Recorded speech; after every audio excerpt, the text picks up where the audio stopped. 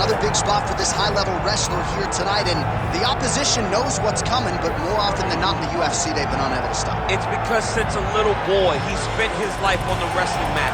And even though you start to prepare for it late, you cannot match his ability to train, his ability to focus. The idea that once he gets a hold of it, it only ends with him in top position. It does not matter if he has to get a high crotch. It does not matter if he needs to get a single leg or a double leg. The purpose is to get you to the floor, and he has been trained his entire life to do just that. Yeah, you put it well. He's got a lot of throws and takedowns and trips in his arsenal, and he'll try to put them to good use in this matchup here tonight.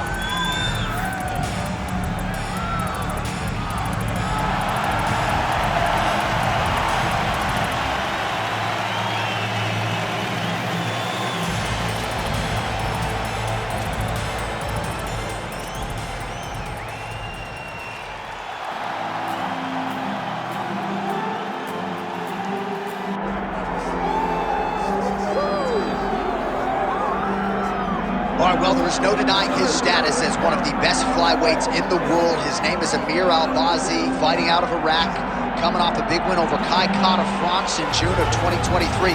It was a split decision, and a lot of the media and fan base felt like Kai Kara France had won that fight. But the only scorecards that matter, 2 of the 3 gave it to Amir Albazi, and that set him up for a big fight against Brandon Moreno. And many believe this is as well-rounded a player as we have at 125 pounds. Could just be the first Iraqi champion in UFC history. Got to take care of business here tonight.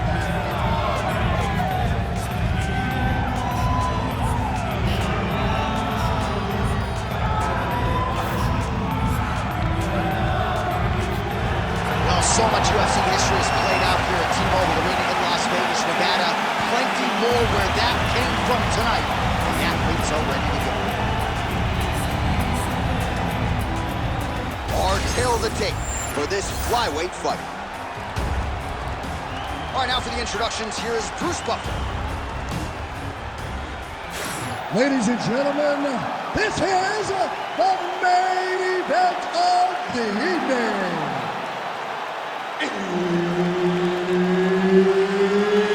It's time! 5 rounds in the UFC flyweight division. Introducing first, fighting out of the blue corner, Tagir Ulanbekov. And now introducing his opponent, fighting out of the red corner, Amir the Prince Albazi.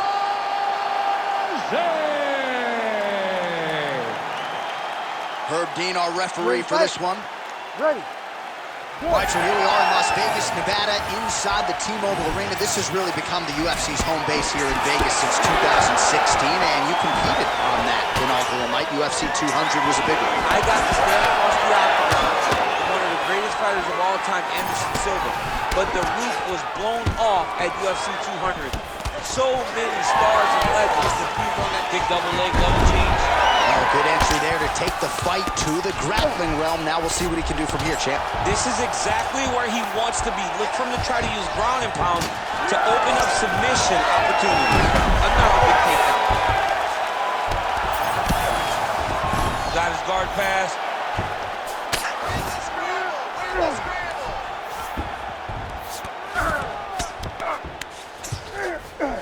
Oh, and he's able to land a strike there from the bottom. Nicely done by Albazi. Making all these shots count.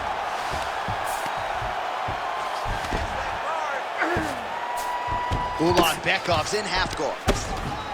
All right, side control now, DC. You know he's in his element on the ground. A lot of tricks up his sleeve. A lot of tricks. Oh, you gotta love the ground and pound strikes here. Ulanbekov's got him in a crucifix. Gonna work from the top now. Man, another one lands. He's trying to pound his opponent's head through the canvas. The ground strikes starting to pile up. Fight back!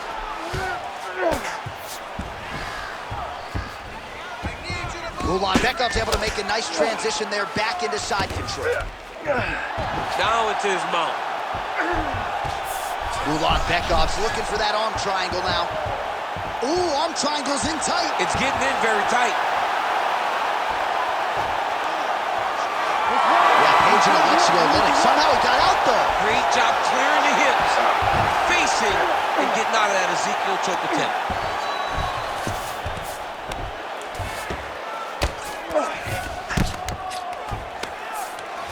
Just because he got taken down doesn't mean he ain't gonna punch. Lands a beautiful strike from the bottom.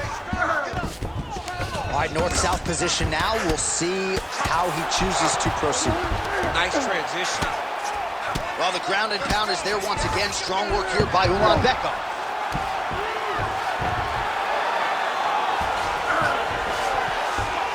All right, half-guard position for him here, and I can hear Dominic Cruz in the back of my head just screaming about underhooks somewhere. Yeah, he loved, I mean, but he's right? He's so right in terms of if you're on your back in the half-guard, one thing you can't be is flat on your back. You need to be up on an elbow. Right. You need to be half on the side, and you need to control the far side underhook. It is a battle for underhook when you're fighting in the half-guard position on the mat. Round two next. Great work. You won that last round. This round, we want to keep mixing things up. Use your punches, use your knees, use your kicks. We want to see you work that feet. All right, so there's the horn. That means it's the end of the round. And get that man a singlet, man, right? Offensive wrestling on point tonight. That was a tutorial. That was every single takedown you could secure in a fight. He did it all the right way. He's beating his opponent to the finish before he can try to sprawl and respond. He's a step behind. If he's going to stop these takedowns going forward, he needs to react a little quicker. You ready to fight? Ready. All right, round two. Albazi gets hit with that hook. He's got to be careful here. Huge strike lands there, DC. He landed that massive shot. Now he needs to try to find the next shot, the follow-up shot that will finish the fight. All right, so now blood is a factor. You see that he has been opened up in that eye area. Yeah, he's got hit in the eye, and now there's a cut. But it's nothing to worry about too much. Oh, you got to start to look to finish him now.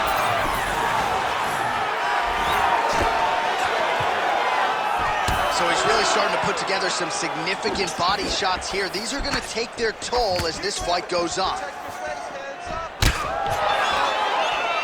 Back to the jab now, no good.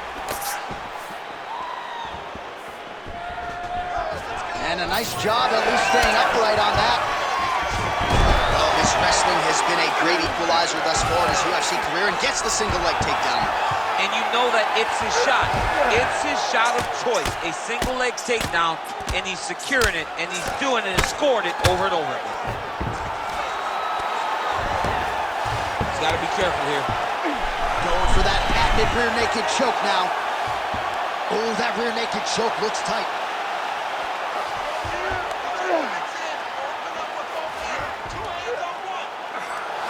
All right, so now going to position over submission as he bails on the sub. Moving his head pretty well defensively. Oh! Might get the TKO here.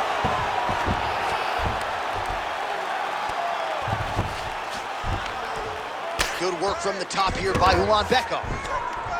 Another strike hits that eye area, and it is getting messier by the minute up there. Well, he's getting targeted now. He's been hitting that spot so many times that his opponent sees the cut, and the cut is advancing. 90 seconds to go in the round.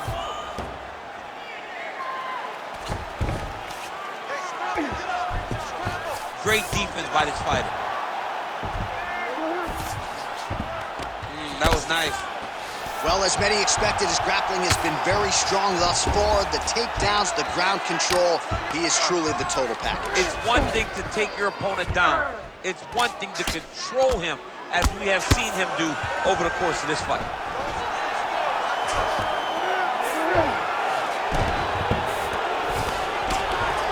Ulanbekov, ground and pound from half guard now.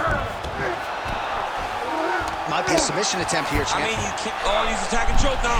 Yup, that guillotine's deep. Oh, look at this. Jumps over into side mount to try to counter the guillotine. Maybe going with that Von Flue choke. And there's the horn at the end of the round. So the fighter was really caught in a submission there just as the horn sounded. Safe to say he was saved by the bell there. So Back to the stools they go. 60 seconds to recover here. We're gonna fight on, ladies and gentlemen. Another round coming up.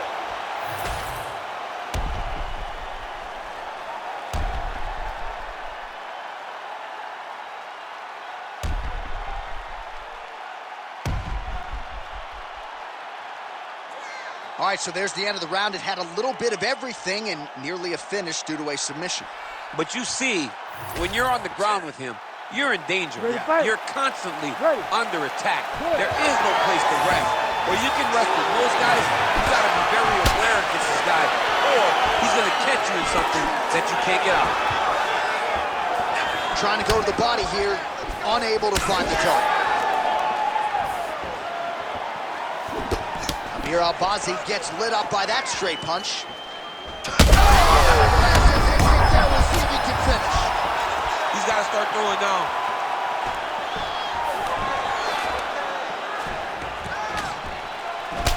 Albazi's got a big bruise starting to form on the right side of his body. Clinch work. Immediately gets the underhook. So both fighters here continuing to try to get a more dominant position. Guillotine jump. Looks like a pretty good attempt here. Oh, so now he bails on the submission. He bailed, and rightfully so. You keep the dominant position. Great job. Very smart fighter we got there.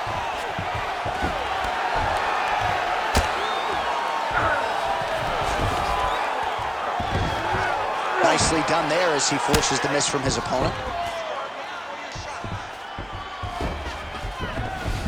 Gonna try to take his opponents back here, and he does. Oh, lands with the ground and pound strike. Man, he's killing it on the ground. Another strike gets through. All right, side control now.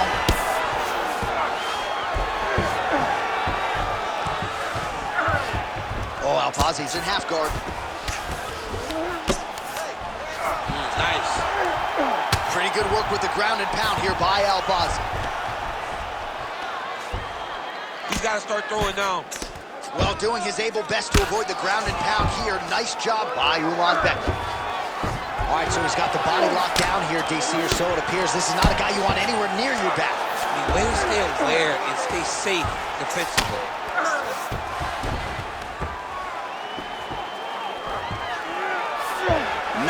Seconds to go. Albazi's back in full mount. Man, this is some serious ground and pound. He's trying to put this dude's head like through the canvas. He's one of the better ground and pound fighters we have in the entire UFC, and you're seeing why. Ooh, that's tight. I'd be tapping. It's starting to get really tight in there.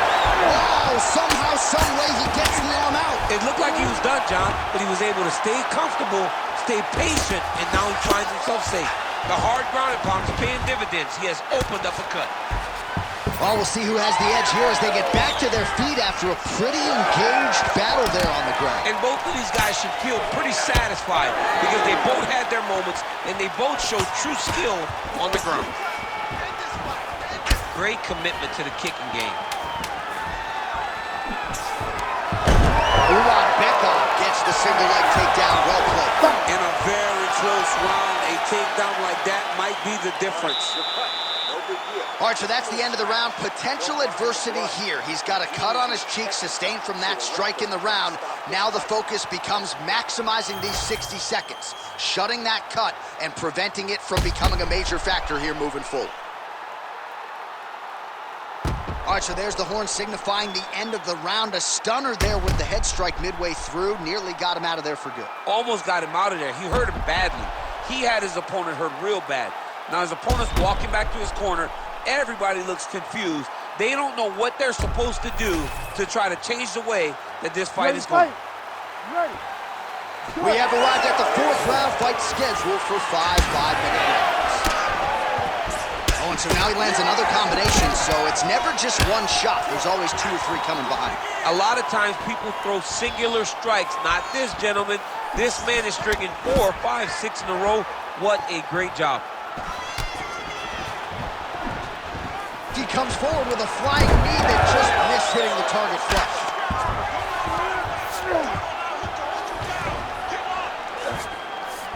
Yep, and he's got him secured in the half guard now. Ulanbekov's looking to pass out of the half guard and attain side control here. but unable to do so.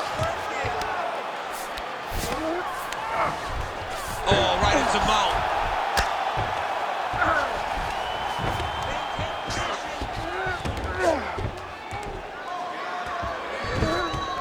Nice positional control here. All right, so the cut really starting to open up wider now, and you gotta credit this striker for continuing to attack that area. Just knowing the target, knowing what he's supposed to do. Oh, huge elbow!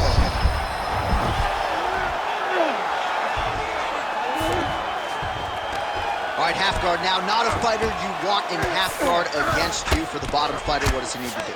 He needs to secure his underhook. He's got to be fighting for underhook.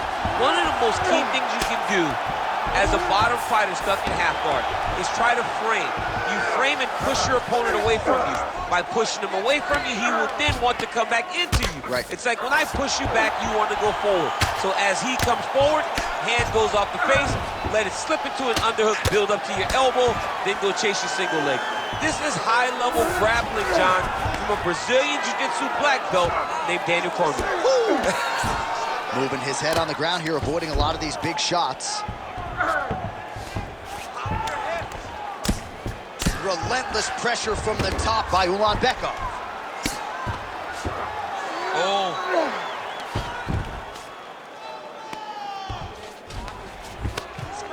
Hard ground and pound, some swelling now starting to appear. Well, he's avoided a lot of huge elbow there.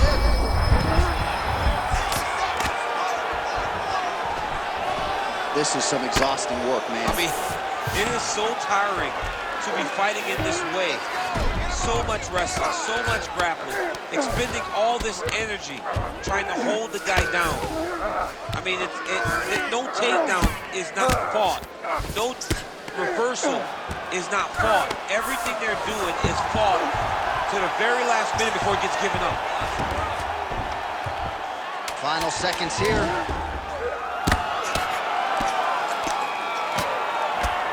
20 minutes down, 5 to go. Stop! All right, buddy, sit down. Take a deep breath. Listen, we're down on the scorecards right now. He's winning the stand-up battle. We need to look to put this on the ground. I want you to go out there. All right, so the takedown's the big storyline in that previous round. Let's look back at some of the highlights, DC, and gotta be pretty discouraging to get grounded that many times in one round. Oh, it's so discouraging because all you want to do is let your offense go, but every time you're getting dragged to the floor constantly, you're starting to get fatigued. He's starting to wear on you. Let's see what type of effect it takes on his offensive approach as the next round starts. Fifth and final round. Just misses there with the left.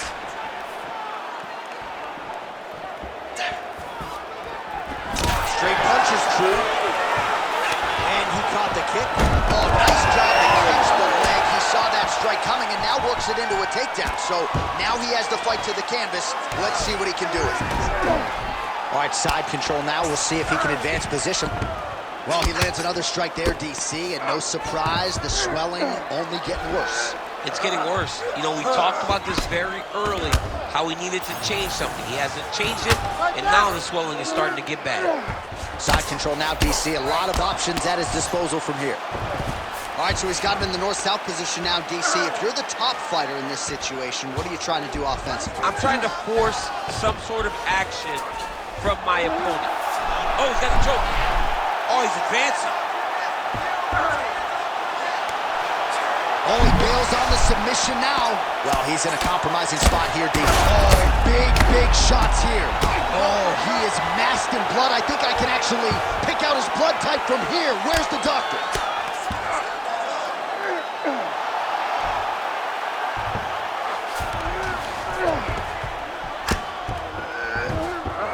This is a terrible position.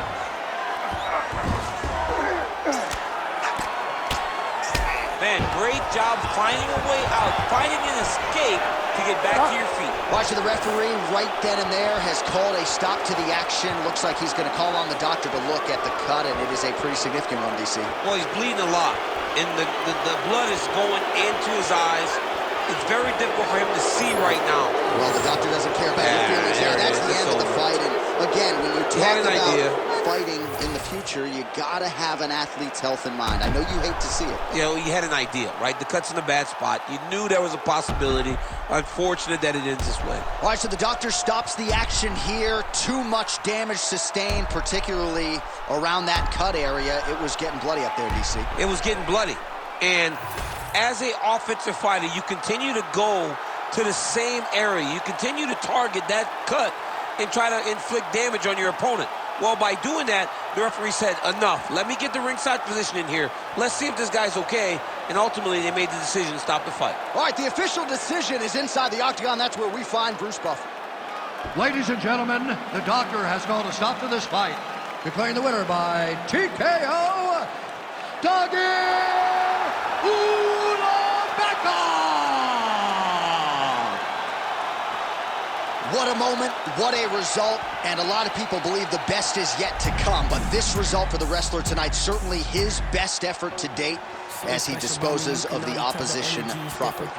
You know, when you look at this guy, you know that he possesses this type of skill. You know that he is a guy that if he